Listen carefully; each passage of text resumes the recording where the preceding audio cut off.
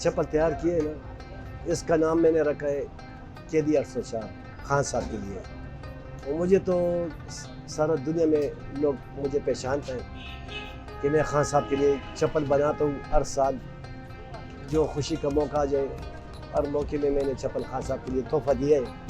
خان صاحب سے میں نے کبھی پیسے نہیں لیے ہیں. تو یہ جو تحفہ میں نے تیار کیا ہے نا، یہ پیٹل لیدر میں نے لگائے.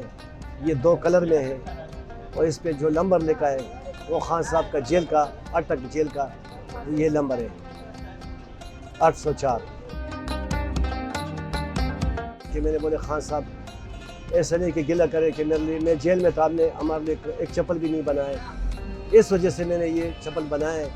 لیکن ہم کوشش یہ کرتے ہیں کہ جیل سے نکل جائے خان صاحب کو یہ تحفہ جیل سے باہر مل جائے، میں اس کو دے دوں اپنے ہاتھ سے.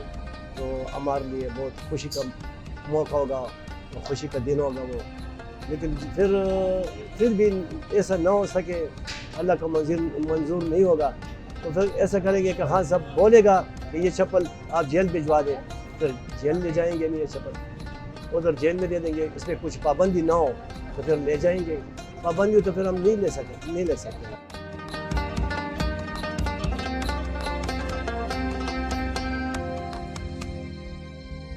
اس پہ تقریباً میں نے 2 3 مہینے پہلے میں نے سوچا ہے کہ یہ چپل میں کیسا بناؤں.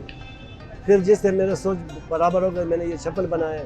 اور اس پہ جو خرچہ ہے نا، ہمارے پاس جو چپل پڑا ہے ریڈی میڈ، یہی چپل قیدی 804 والا یہ 7000 کا ہے. اور جو خان صاحب کے لیے میں نے بنایا وہ تو اسپیشل بنتا ہے، وہ آرڈر کا چپل ہے. اس میں 3 مہینے ٹائم لگتا ہے.